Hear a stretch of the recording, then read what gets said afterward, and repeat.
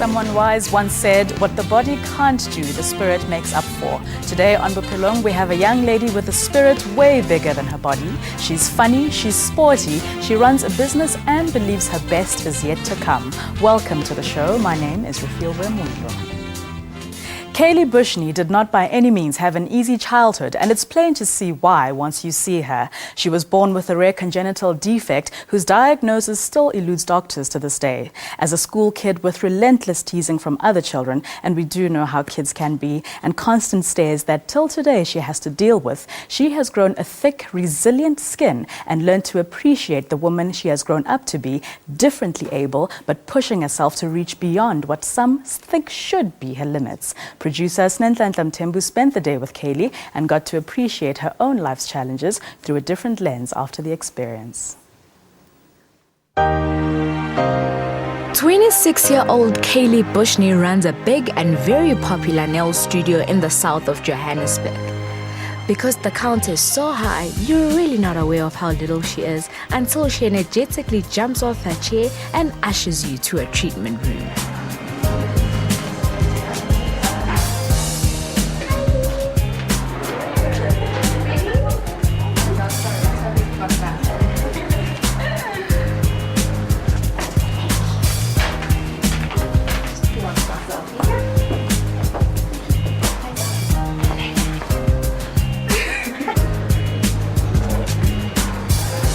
When I was born, the doctors, my sonogram, you can't even see that there was a difference.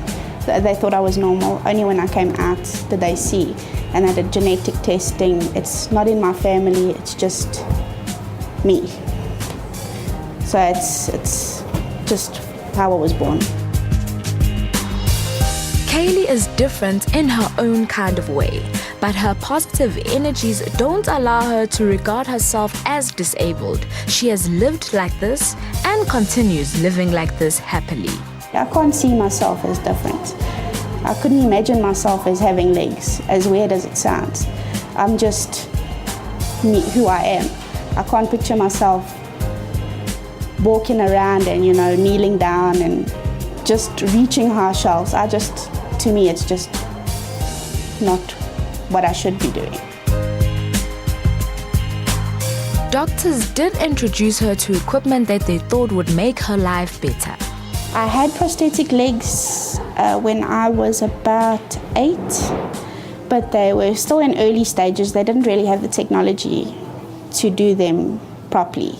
So it fitted over my leg. They did a mold of my leg and they did an extension. So I'd manually bend the knee myself and I just grew out of them, and I didn't find it necessary to do them again because it was more of a headache to put them on than to just jump out of bed and carry on with the day. I was given the option of cutting, because they cut your feet off and put the prosthetic leg on.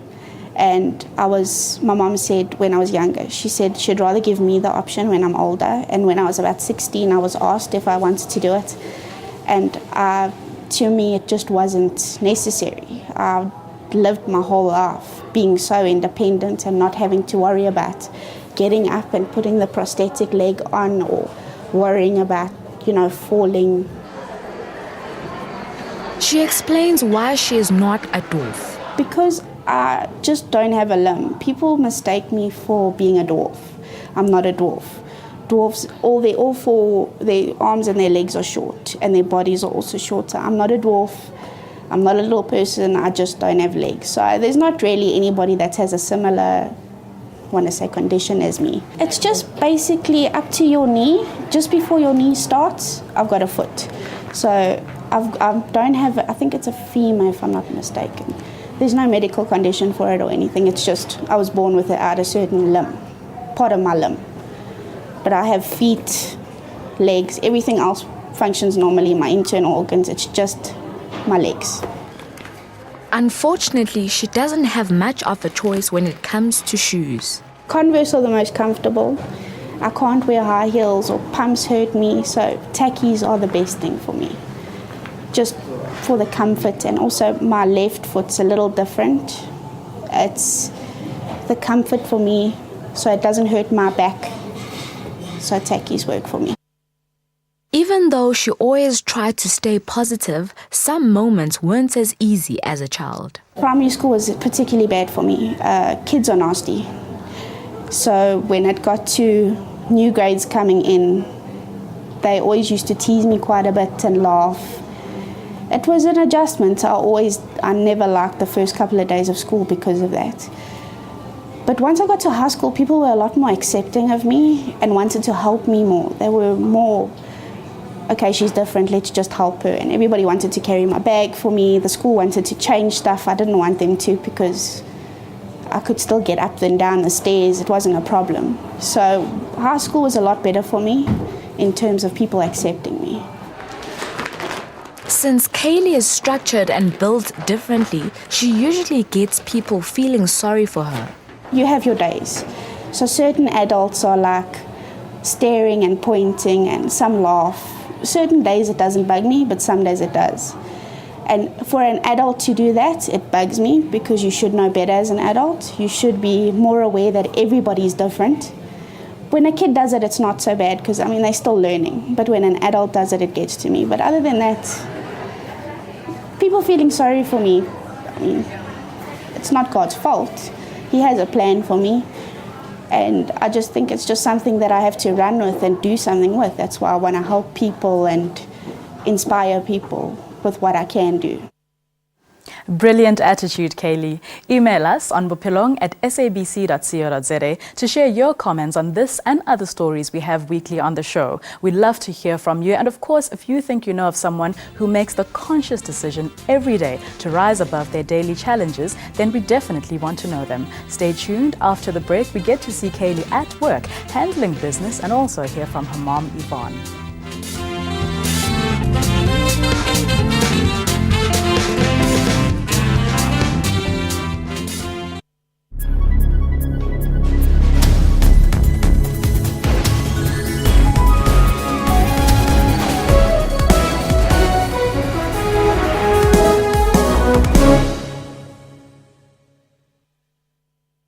SABC News seeks to be the biggest, the most extensive and diverse news organization on the continent. Our mission is to provide accurate and credible news and current affairs programming throughout the day. We are committed to covering every part of the continent. We reflect the world to Africa and Africa to the world. SABC News, Africa's news leader. Now available throughout the continent.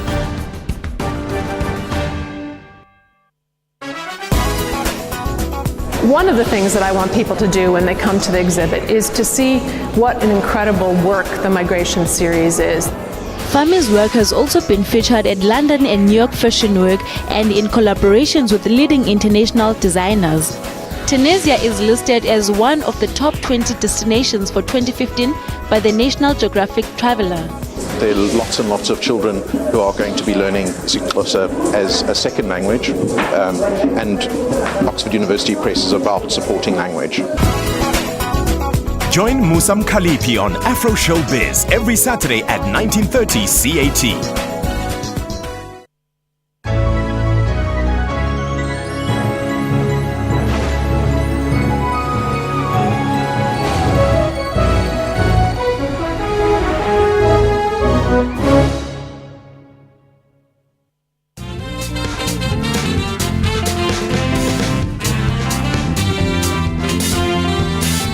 Welcome back to Bophelong on the SABC News channel.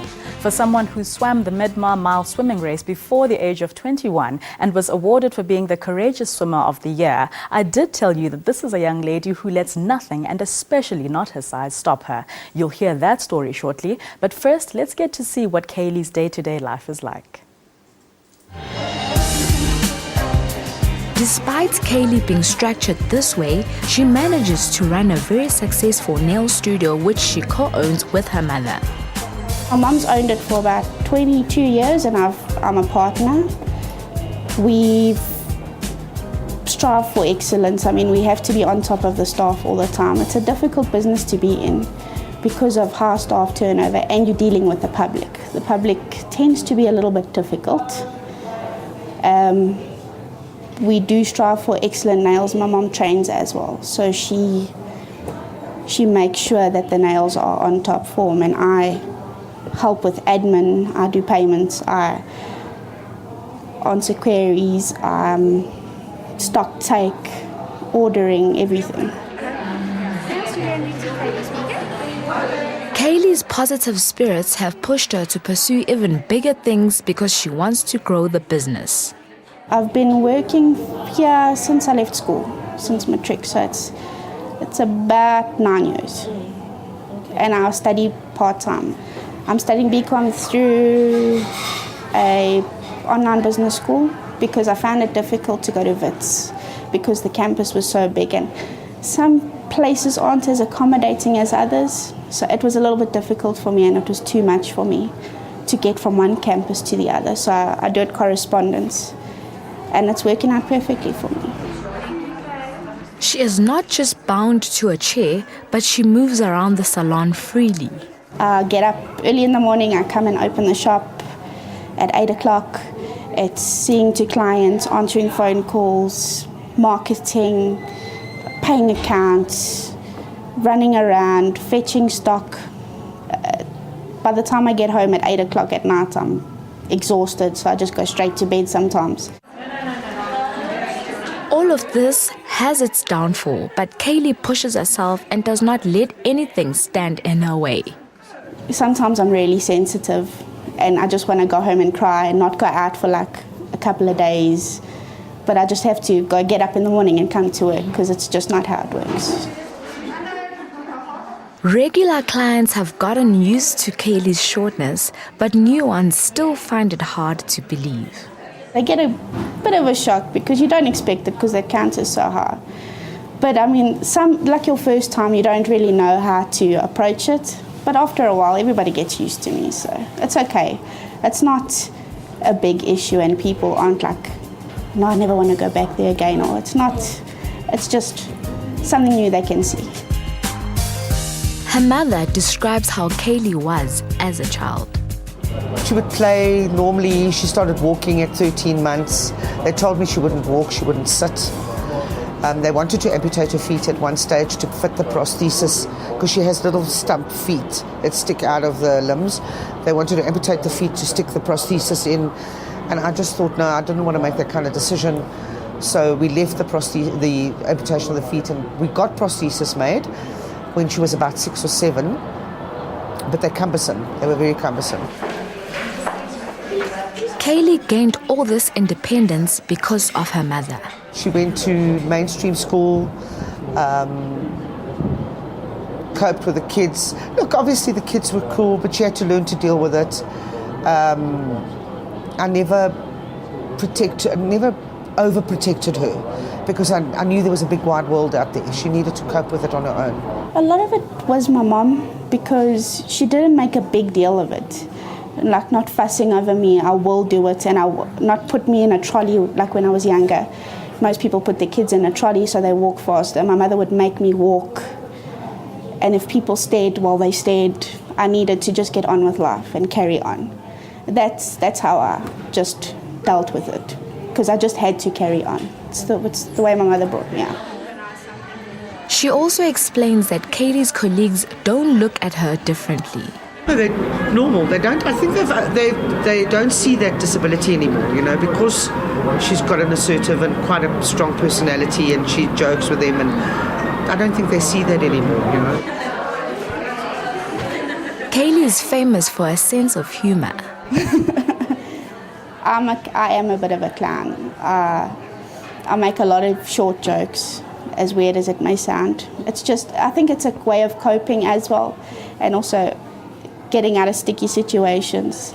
I do come in handy though. People let me skip queues and stuff, so my friends do enjoy that. So somebody asked her about a matric dance, and which she'd just been to, and he said, "Did you have a couple of drinks?" And she said, "No, I'm already legless. I didn't have." So she's got an excellent sense of humour, and we always joke with her. And even her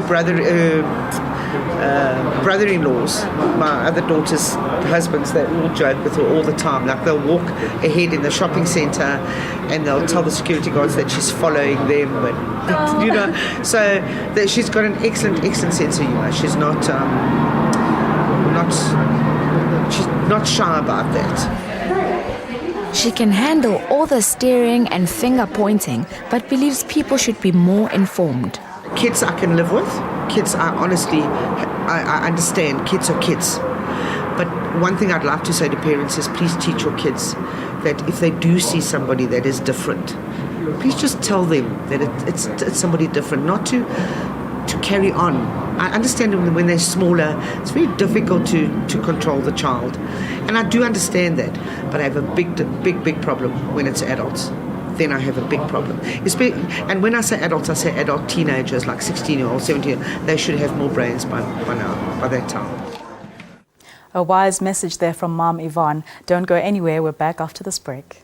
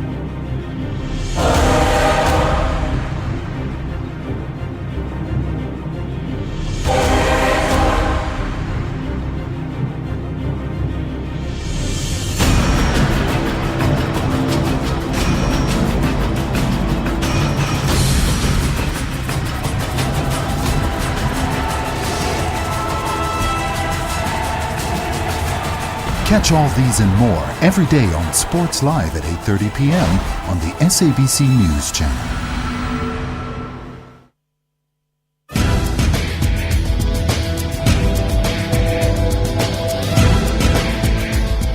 We live in a digital era, and the number of Africans with mobile phones is rapidly increasing. Twitter use is predominantly being done on smartphones. This is a very African phenomenon.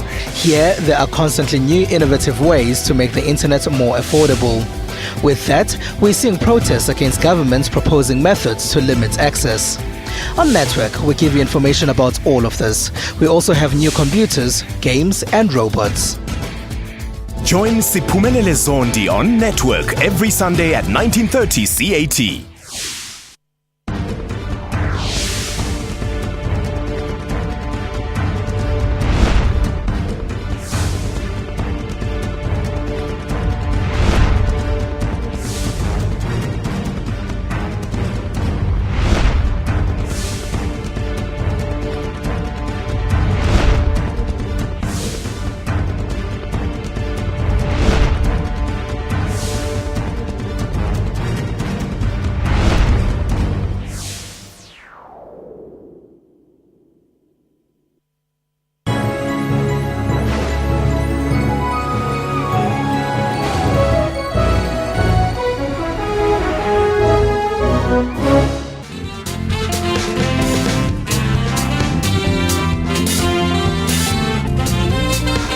Welcome back to the show.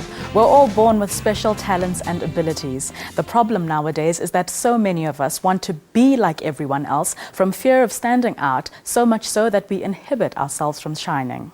I hope watching this story today, you see that the word special has many different connotations and comes in all sorts of packages, the smallest many times being the most explosive kind of dynamite.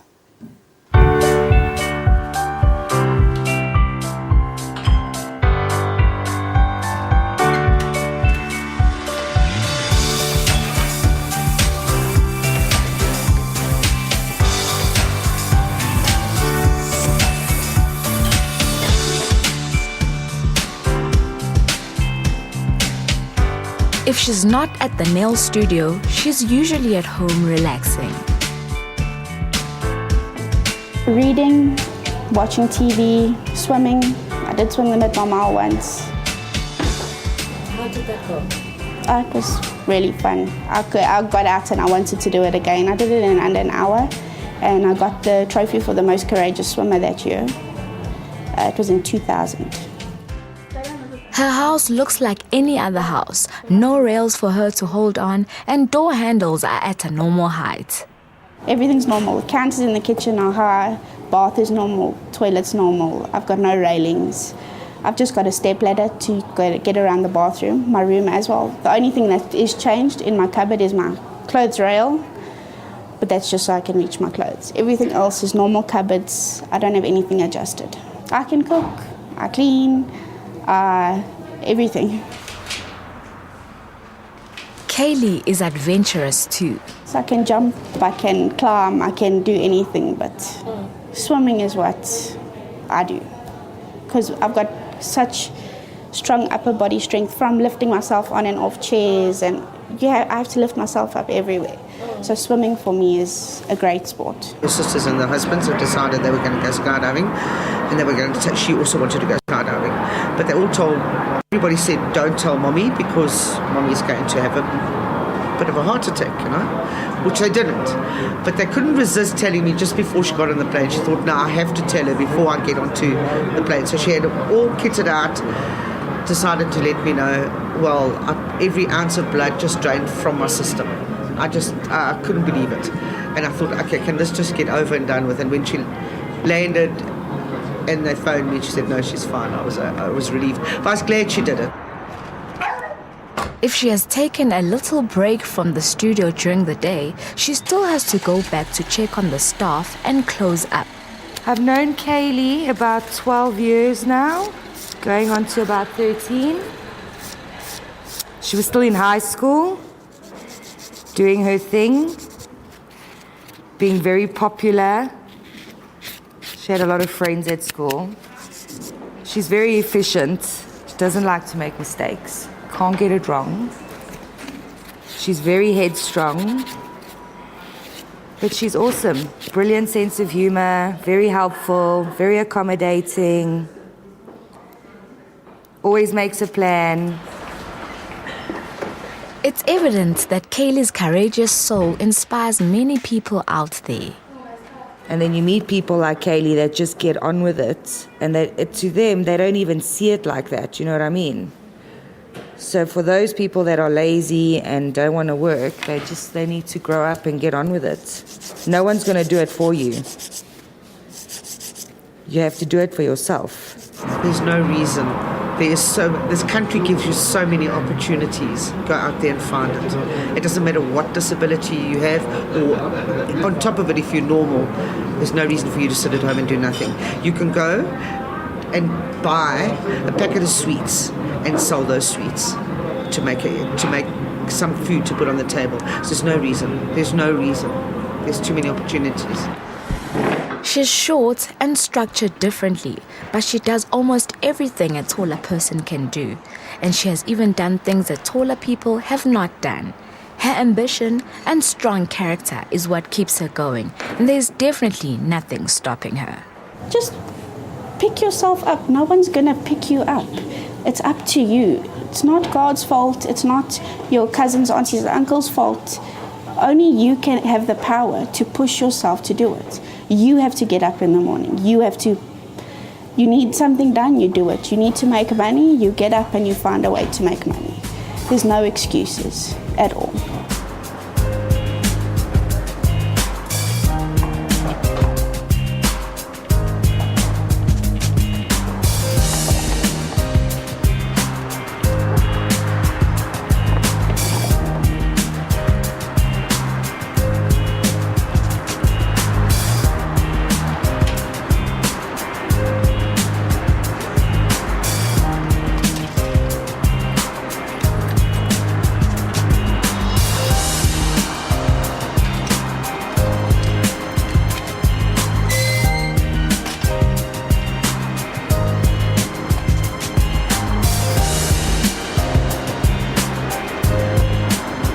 I just want to make a difference. Because I'm different and I can do things that people don't expect I can do, I want to show people that everybody can do it. So I want to be an inspiration, and I want to push people to do what they can do, because everybody can push themselves to the limit. You don't have to be shy about it. You don't have to just do the norm. You can push yourself to as far as you can be, and that's what I want to show people.